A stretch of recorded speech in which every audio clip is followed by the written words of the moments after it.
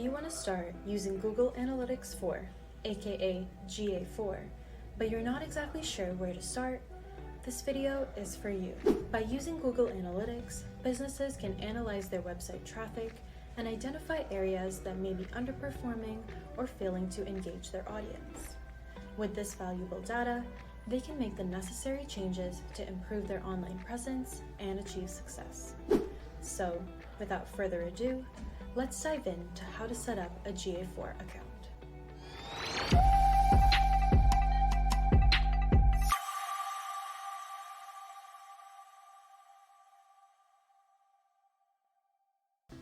First things first, if you currently have a Universal Analytics account, make sure you check out our blog linked in the description below, where we will explain how to set up GA4 on an existing Universal Analytics account. If you are starting fresh, the first thing you are going to do is click on Create Account. Then provide an account name. And configure the data sharing settings to control which data you share with Google. Next, enter a name for your property and select a time zone and currency.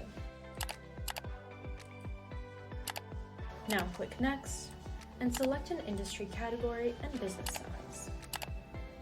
Click Next and choose your objective based on your business goals. You can choose to generate leads, drive online sales, raise brand awareness, examine user behavior, or obtain baseline reports. Once you have made your choice, click Create and accept the Analytics Terms of Service and Data Processing Amendment. Now to add a data stream, click on iOS app, Android app, or web. Input your website address and stream name.